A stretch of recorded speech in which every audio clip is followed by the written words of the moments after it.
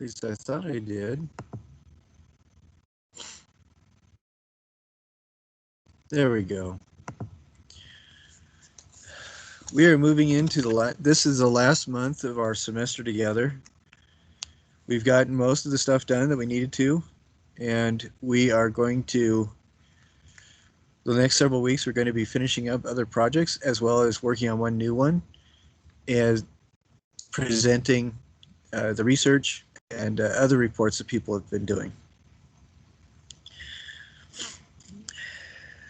I have been concerned about absences and things, but I think this week, talking together, talking about the different things that can be done, a lot of my concerns have been dealt with by you guys, and I really appreciate that.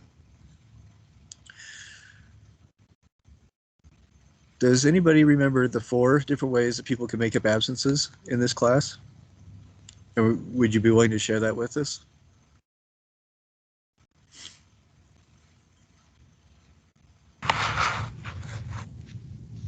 I remember it's watch the YouTube videos and send you the keywords. Attend a Tuesday or Thursday night or other day class. Do a online museum tour. And I can't remember the last one. No, but that's really good. Thank you very much.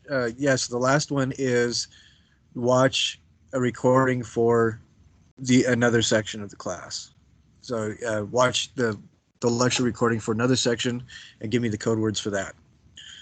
So and I would really rather you didn't do that until after all the virtual museum tours were done.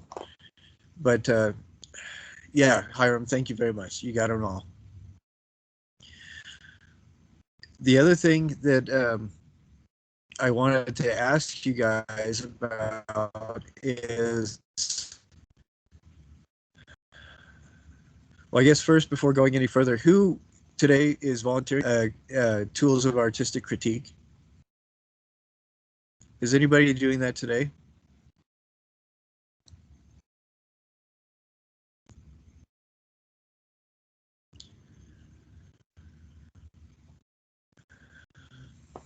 All right. I mean, I hadn't volunteered, but like I keep saying I'll do it and then it keeps not happening in class, so I guess I can do it.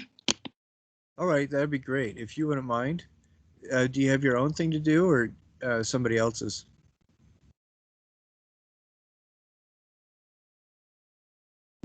Can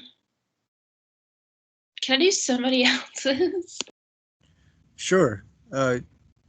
We just need to find an image in one of the discussions or whatever about it. Can you tell me which object it is, and I'll try to find that as we're also talking about other stuff.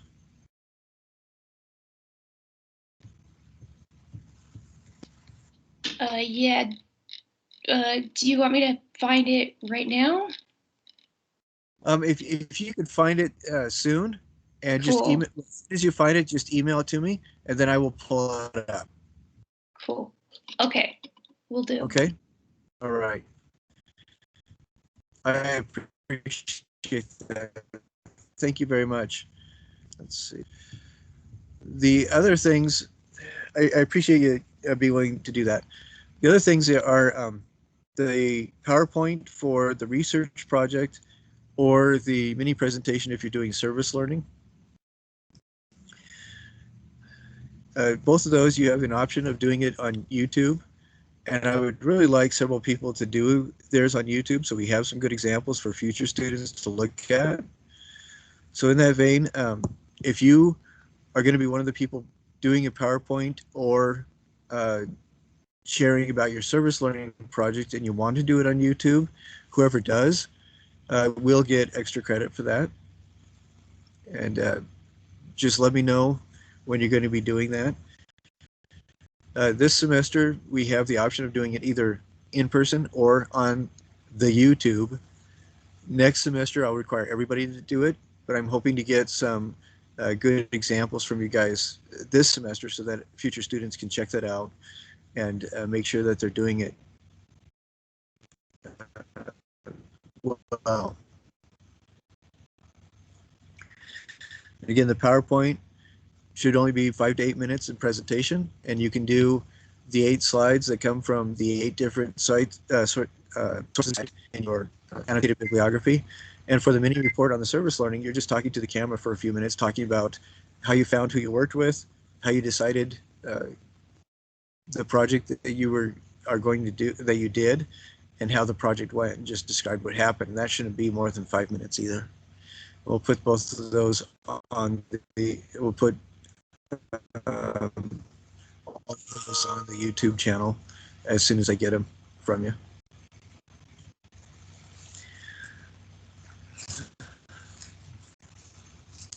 So the next couple weeks, we are going to be focusing on, and Emma, if you wouldn't mind just letting me know as soon as you email that image to me, and then I will stop whatever I'm talking about, and you can do the presentation. Will that work for you? Yeah. Okay, great. Let's roll real quick. Is Kayla here? Here. Excellent. Is Sarah here? I'm here. Okay, great. Camilla?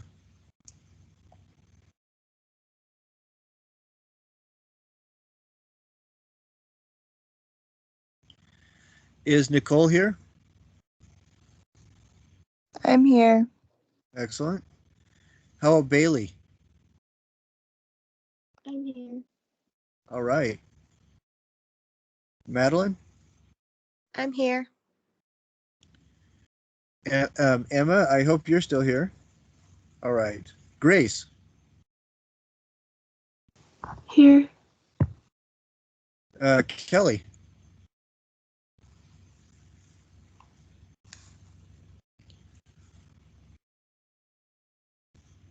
Kelly, are you here? How about Catherine? Here. Excellent. Taylor? Good morning. Good morning. Sorry, you heard that right? JC? Yes, Here. I did. Thank you.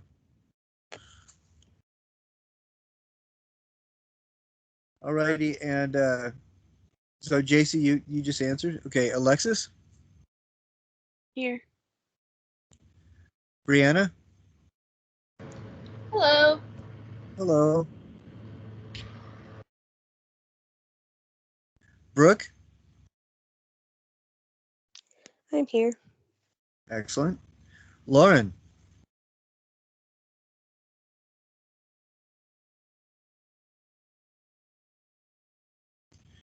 David? I'm here. Excellent. Hiram, I hope you're still here. I think I am. Good. Rachel? Hi, I'm here. Excellent. Summer? Here. All right. That's very good attendance. The other day in class, there were only 3 people that had showed up, and I appreciate the fact when you guys are able to come. It really helps you quite a bit, and it makes the class less boring. The first code word for today is rumple.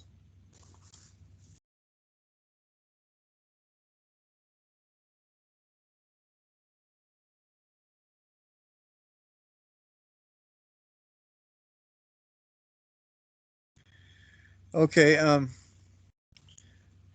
just got an email from Kayla, and if you don't mind, Kayla, can you stay after for just a second and we'll talk about that? Is that all right? Yeah, no problem. Okay.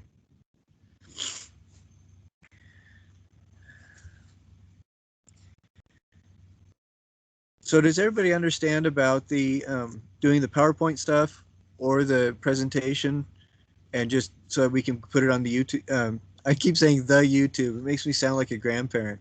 But putting it on our YouTube channel and getting extra credit for that. Does everybody understand that? Yeah, so we make a Yeah. video of our presentation and send it to you, and then you upload it, and that'll also cover the assignment basis, but then we get extra credit for allowing it on the channel. Right. Yes. Excellent. And I would like, I don't know, if any of you are almost ready to present one of those two things, it would be excellent to get one of those in the next week or so we could actually put it up so everybody can see an example, a really good example to follow. So if any of you guys are willing to do that, that'd be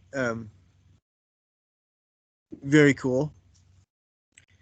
And we'll just have to talk about some sort of an incentive to be the first one up there.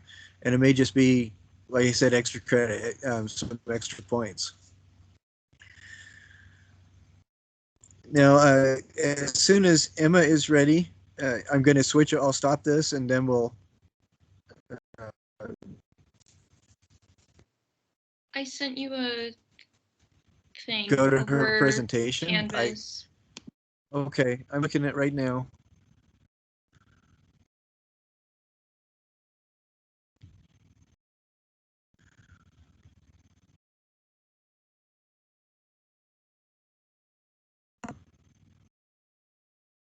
Okay, which image is, oh, I'm sorry, it just shows all the images. Which one do you want to do? I listed the artist Lauren's piece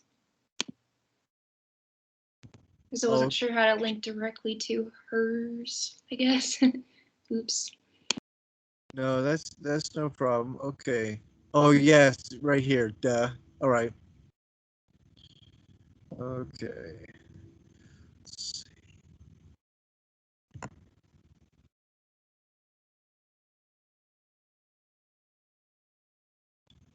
Okay. I'm going to.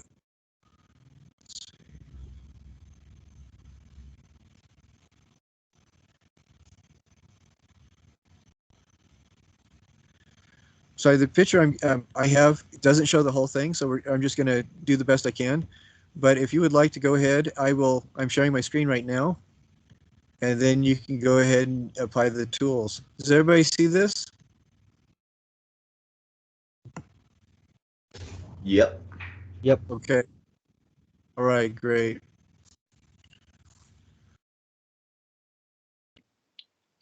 Okay, so we have a rather abstract sort of sculpture here. It's hard to gauge the size from the pictures alone. There's a lot of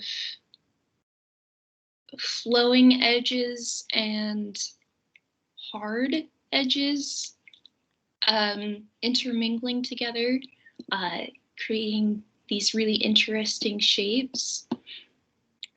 It's got this sort of rough texture on the outside, like you can still see some of the tool work from carving. I really like the combination of like the hard edges of certain aspects of like the sculpture intermingling with the more flowy edges. I don't know. It's just it's a really interesting dynamic. I think especially with the picture that you're currently on. I don't know why, but I can't like stop seeing a back of like a person here. You have like your spine towards the right, and you can see sort of like where the shoulder would be. You're talking about like right the trail right along the right hand side of the piece, and then the curvy piece up towards the left is kind of the shoulder. Is that what you're looking at? Yeah, so definitely like the curve down the back, and like I can kind of see towards the bottom, it looks like we've got, it almost looks like a pair of hips, and it turns into like a pair of legs, or where the legs would start at any rate. Okay. I'm almost certain that's not what the artist is going for, but I can't help but see that when I look at it from this angle. So it's an interesting mix of, you know, abstraction of what could this be, and like, oh, maybe there should be a torso here. I'm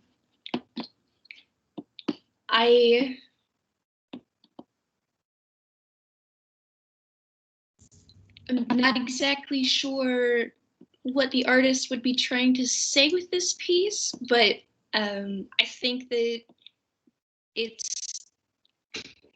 it's very beautiful to look at. It looks like there's a lot of care put into the way that all of the shapes intermingle with each other. I really like that you can still see marks left over from the tools used to carve it. I feel like it adds to the overall dynamicness of the piece. I think it's really successful. It shows a lot of thought was put into sculpting it, and yeah, I think it's a really good piece. I can't like stop looking at all the fun like swirls on it, and it looks like it'd be very interesting to touch and handle. And I don't know, there's just something about that with these abstract pieces that I just find really appealing. So yeah, I think it's a really good piece. All right, that is. I'm sorry.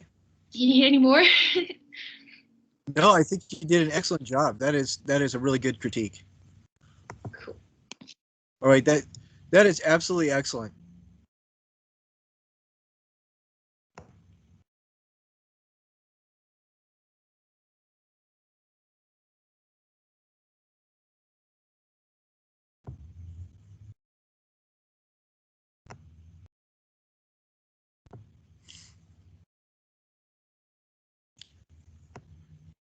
Okay. Hey, I just got to know from JC, would you be able to do a presentation today as well? I mean, I know that's putting you on the spot, and I know that you have been asking me to do it. Would you be able to do your own piece or somebody else's today? Yeah, I can do my own piece right now, and I can just share the screen and have a picture. I'm sorry, what was that? I can do that right now. I can just share my own screen and then just present from there. Can you hear me? Alrighty, let's. Yes, I can hear you. The mic was off and on. Let's. Can you Oh, present it through sorry. video? So I can just share my screen, and you'll be able to see it, and then I can just present through audio. You'll see the picture that I'm going through. So let me just pull it up real fast. Do I need to give permission for you to share your screen, or can you do that? Nope. Okay. Nope. I can just bring it up. Okay, because I'm Okay, scaling can you into the see camera that? because I'm trying to find how I can do that. But if I don't need to, then I don't worry about it. Can All you right. see my screen? Yes, the house. Yeah. All right. Okay, so I wanted to do this one, the house that I did. So basically it's a paper house. You can tell it's kind of not your, just from observation, it's not your typical house. There's a lot of curves and flatter edges and kind of a more stylistic idea to it. There aren't any colors that have been added that I can see. It's just brown. So it looks like the artist was trying to focus more on the I guess content aspect of it, not so much the visual. But I feel like the overall effect of it, it almost looks very cathedral-y. It doesn't look like your typical house, obviously, but it looks like something that should be way bigger than it actually is. I really like how it's organized. It seems very symmetrical and very uniform. And I'll put it on this one. That one's a better picture. But yeah, it seems very symmetrical and uniform, trying to create a balance in the piece. And I feel like the choice of materials as well, being this kind of thicker paper and with how big it should look, but it being a small piece, I think it adds to the effect of it, because I feel like cathedrals, you usually see they're made out of really thick stone and really, really tall and huge, and it can't take a lot to push it over, but this you could just blow on it and it would blow away, but it looks like it should be bigger than it actually is. And let's see.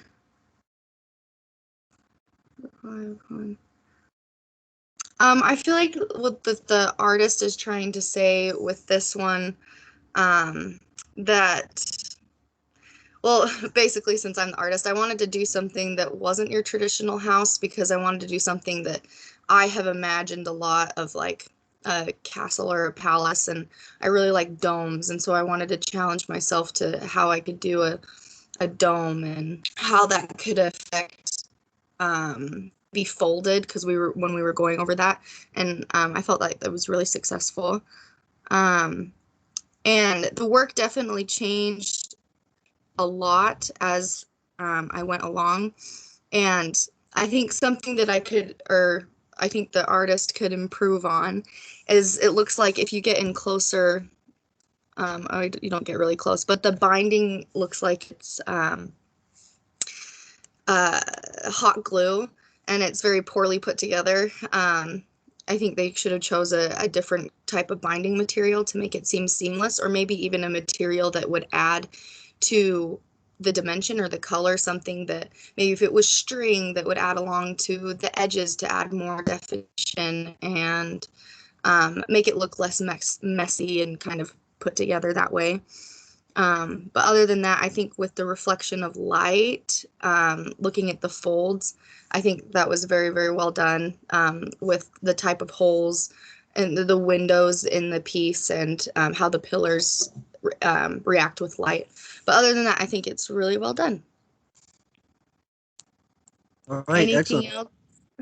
I think that's pretty good. What I like about both what you and Emma have done today is you guys are looking at the piece with a critical eye, you're describing it factually, and you're also able to draw a lot of detail out of it. JC, for your own piece, and Emma, for somebody, Lauren, when you're done doing the critique, did you see more in the piece than you did when you started just a couple minutes earlier? Oh yeah, definitely. Now that I'm looking at it, I'm like, I want to go back and fix it. How about you, Emma? Looking at Lauren's stuff, did you see a lot more as you finished your critiques than when you started? Yeah, for sure. I would say so. One I thing that can't like say they should have done a better job or anything, because I think they did a great job, but I really liked it. Well, and one thing when I first saw that, I thought, what? That's a really interesting exploration. And then after you started pointing out details, I started thinking, well, maybe this is like a contemporary version of something like the Venus of Willendorf. And it really changed my perspective on it. And when JC was talking about the building structure that she was doing and the references to domes, I was remembering trips to Eastern Europe and looking at the onion domes and stuff. And I thought that was interesting, that I would be seeing more things just from listening to you guys talk about it. So those are two really good examples of artistic critiques. Thank you very much, guys. Now I'm going to ask, is Camilla here?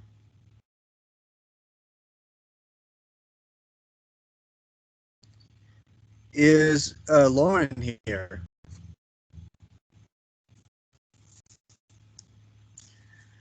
Okay, and our second code word is toenails.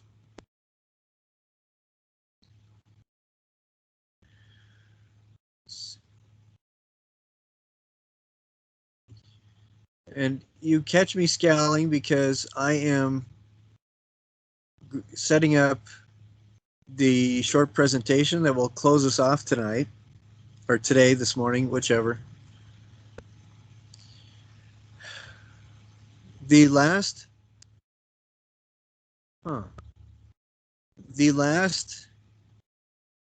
project that we have to do is called a colorful cocoon. And this is something, can everybody see this image?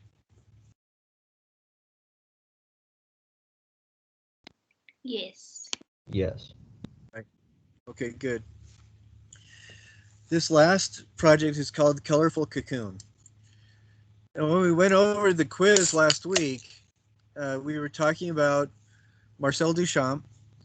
And do you folks remember some of the reasons why we can justify what he did as art? What makes it art?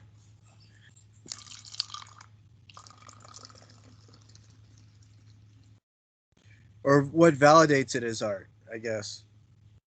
The artist says it's art. That's one thing. What's another thing?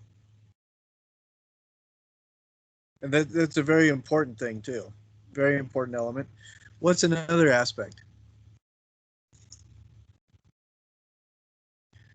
And I will give you a hint. I'm looking for a word that starts with a hard C.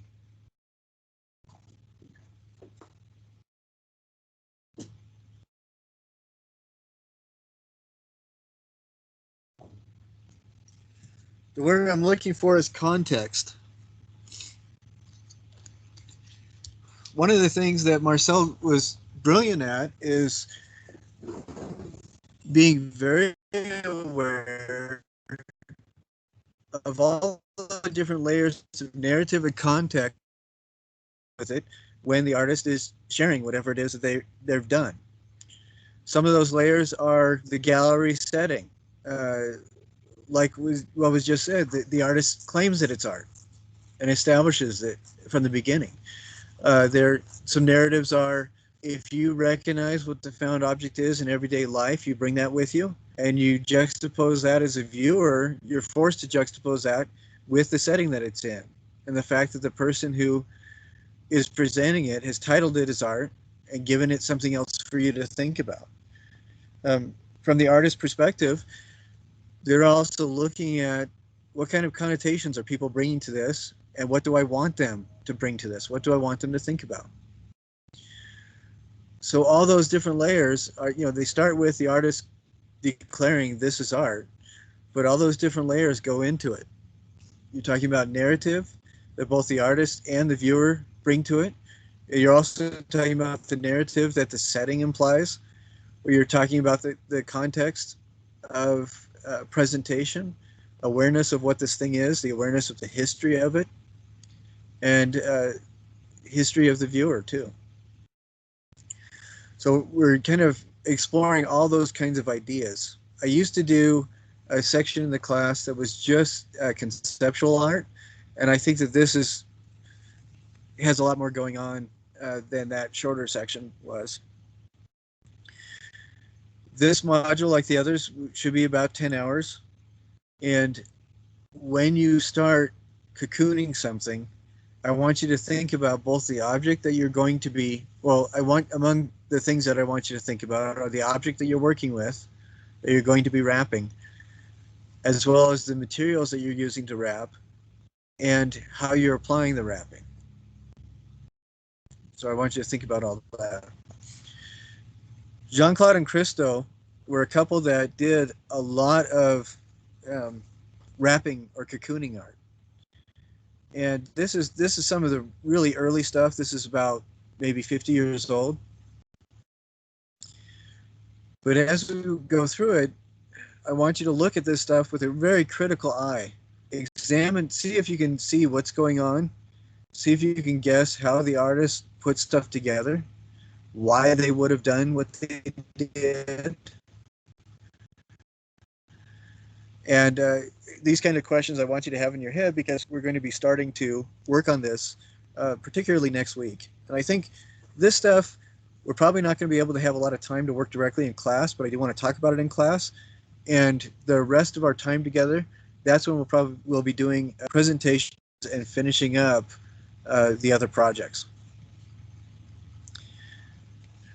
This is a piece that Christo did, which is just, can anybody describe what this is? What does it look like?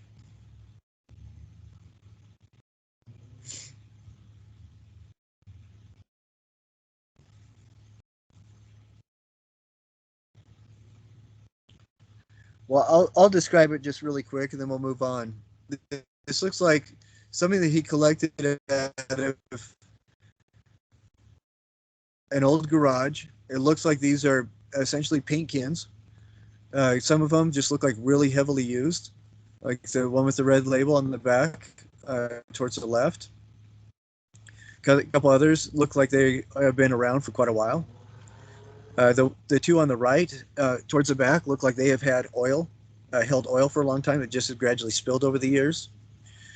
And then for at least 4 of the cans look like they're wrapped with a canvas material and tied with strings. And if you just found this in the garage, it wouldn't say a whole lot. But the fact that these are presented by an artist, then we can assume, and I think it's a valid assumption, that the wrapping and the color of the wrapping and the texture are all very intentional.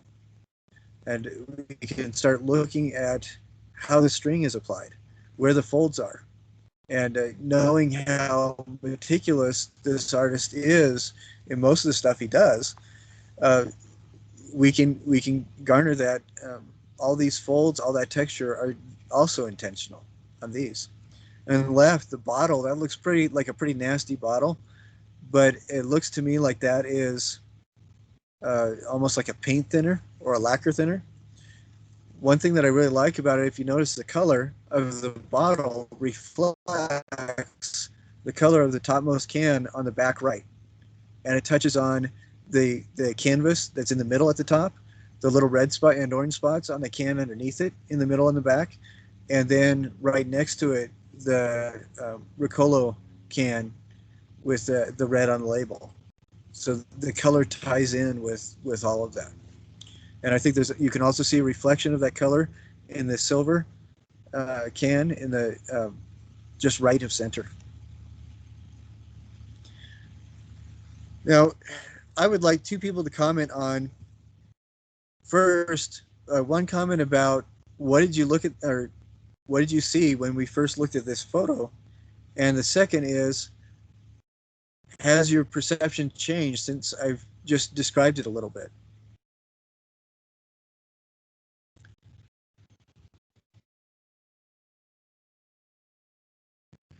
For me personally, just because of the way my garage is, this reminded me of the workbench I have in my garage where I keep all of my paints, my wood stains, stuff like that, a lot of which is actually in similar condition to these items for probably my lack of attention to them.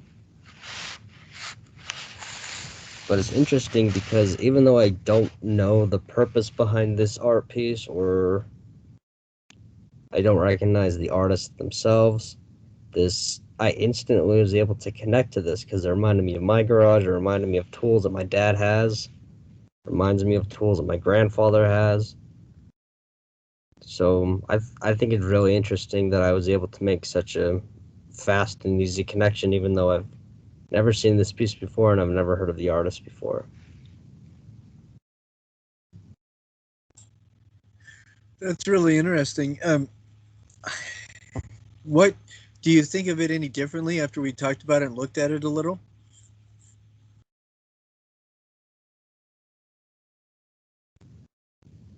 I want to say yes. I didn't hear a whole lot of what you said. I think my computer is fritzing out. So, from what I heard, yes, but a lot of it's disjointed. I apologize for that. No, that's no problem. Just talking about the aspect that this is knowing that this is intentional, knowing that the wrapping is very intentional and the placement of the objects is very intentional.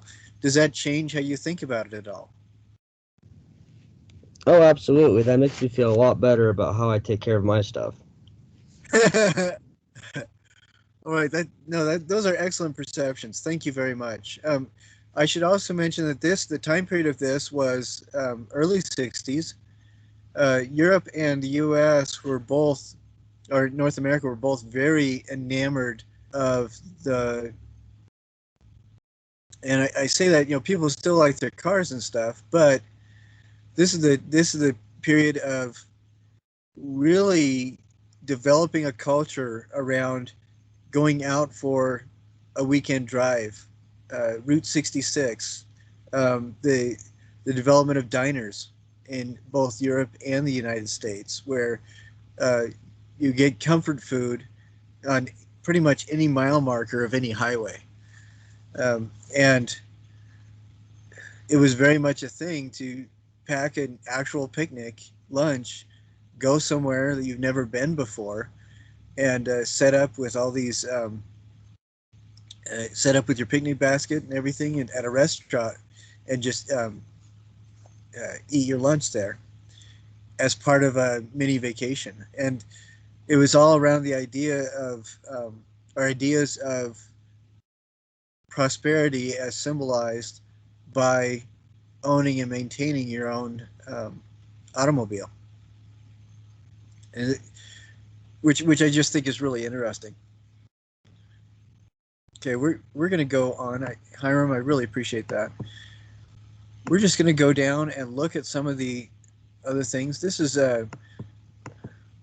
Jeanne-Claude. That's his partner in artistic creation. And these are just some of the images of workspace. And then these are more images from that same series of the Wrap Can series. So these are from 1958.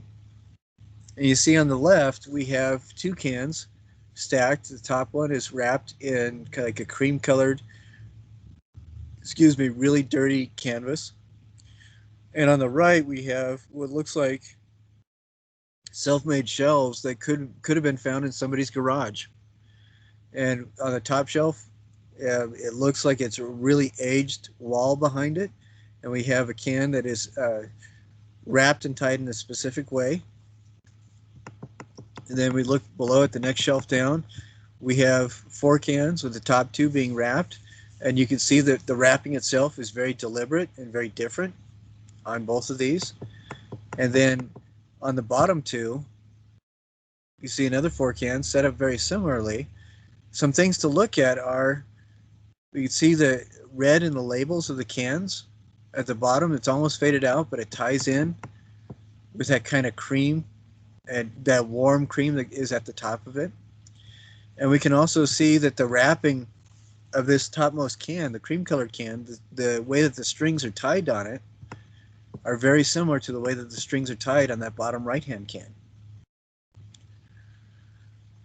Would somebody like to say something about these works, both what you thought when you first saw it, and then just thinking about how deliberate it is, how that changes your or emphasizes your thinking on it? Would anybody like to comment?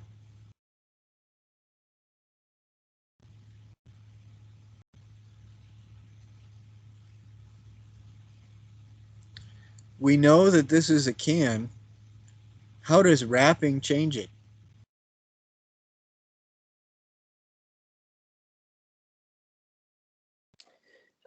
It definitely allows him to have more decision in what we're seeing. So covering up some of the color and replacing it with texture and putting them in an order and in a balance that I guess is better and more pleasing for the viewer in his opinion. And yeah, it helps guide us along more what we should be seeing and what we should be focusing on, which is maybe the color and the paint splatters of the cans, or rather the texture and how they compare with each other, like you said, the different way he wrapped it, because they are all very different. And because of the way they're wrapped, some are more wrinkled and used looking, and others are, more fresh. Maybe those haven't been opened maybe longer or less time. I don't know. He's definitely laying it out for us in a way that I've never seen paint cans laid out. So, Well, it's kind of interesting because what he's done is develop this non-vocal narrative that makes you want to create a story about it. right, you almost want to make something up. Yeah, and I just think that that's really fascinating. It's really a very cool way of engaging the viewer, I think, because like some of the things about these are, it's very deliberate from a design standpoint. I think it's satisfying, but also what is being covered up? Is it another can? We're pretty sure it's another can. Why is that one chosen to be covered up? Why was the cloth wrapped in that way? Why was it tied in that way? This cloth, what he would do is cake these with paint and rub them with gravel and dirt, and just that's one of the reasons why these look so dirty, because they are dirty. I mean, and the stuff that allows the dirt to stick is because he would layer on paint and things, and so again, a very deliberate creation of wrapping. And look how big they are. They are not very big at all, but a lot of work is going into them. Now, between today and next Friday, what I would like, actually, I would like if you could do it over the weekend, it would be even better because we could talk about it in class too. But I want you to go through the research section of Module 6, watch those videos, and see what kind of stuff you like, what kind of stuff you don't like, and just see what your reactions are as you deal with it. Now, this one on the right, wrap cans and bottle. Again, we're looking at, there's 3 paint cans and just a little glass bottle. Glass bottle looks like it held paint, and it looks like they were all found in the back of somebody's garage. But look at how Christo has used the colors to kind of make this whole diorama cohesive. And I don't know, I think it's very interesting, just the careful placement of the strings and the folds of the fabric that he used kind of help pull your eye back into the area that he wants you to look at. And it also makes it kind of rewards you, the viewer, a little bit for looking at it.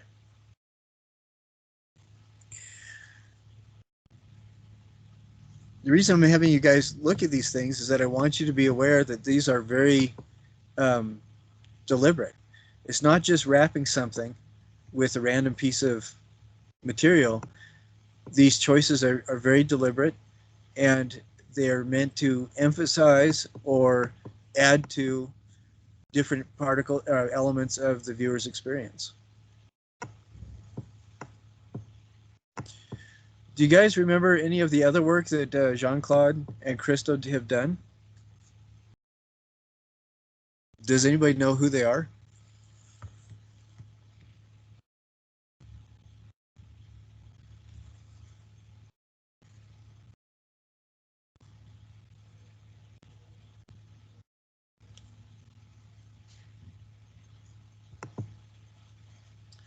I think if I show you some of their stuff, you'll recognize who they are.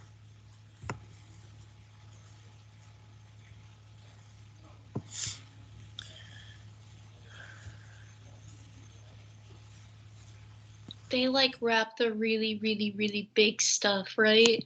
Exactly. Oh, Exactly. yeah, I remember them now. Yeah, and it's some they almost became like celebrity artists because they wrapped islands. They did they wrapped several islands in the Florida Keys. And when I first came across them, I hated them. I thought they were horrible. I thought this is devastating to the environment. These guys are thoughtless. And then I realized something, and now I really, really like them. One of the realizations I had is when you wrap something, it really draws a lot of focus and attention to it because you're forcing the viewer to recognize the fact that they can't see what's going on. Even though you know what this is, the moment that it's wrapped, it's almost like when you're a little kid and somebody says they have a present for you and they're not going to show it to you. All of a sudden, you are just exploding with curiosity. And this does something very similar where, yes, it's wrapped, we can't see it, but that engages the viewer so that we want to find out. We want to engage with the thing even more.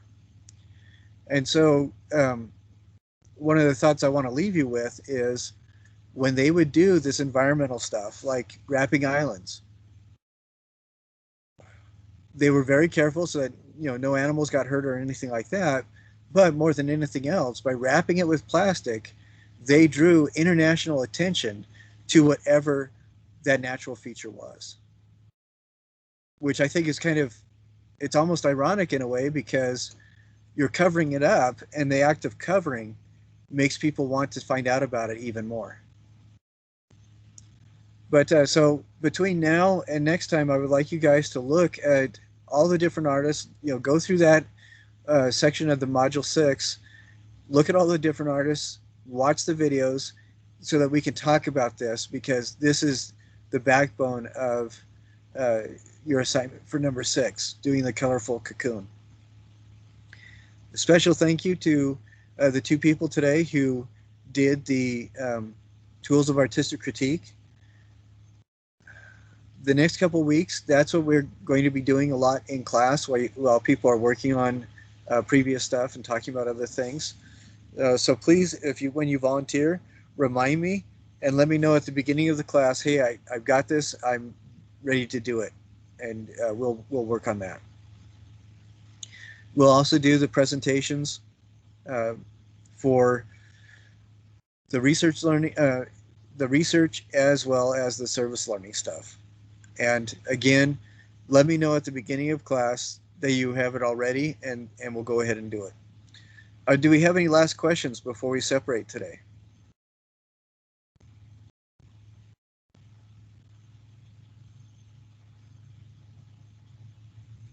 The last code word is Lark's Head. Does everybody get that?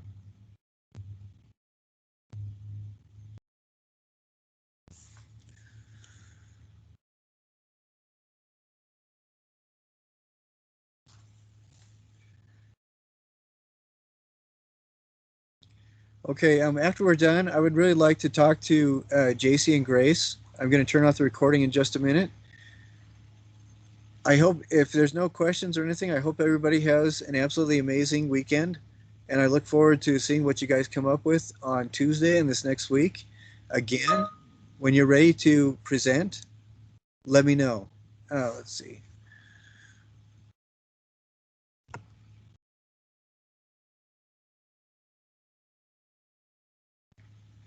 No, Kayla, I think you're good. It was just Grace and JC. All right. So I'll put this online, and you guys should see it before noon, hopefully, if all goes well. And I will see everybody next week. All right? Thanks. You're welcome. You. Thank you. All right, we'll see you Thank again. you.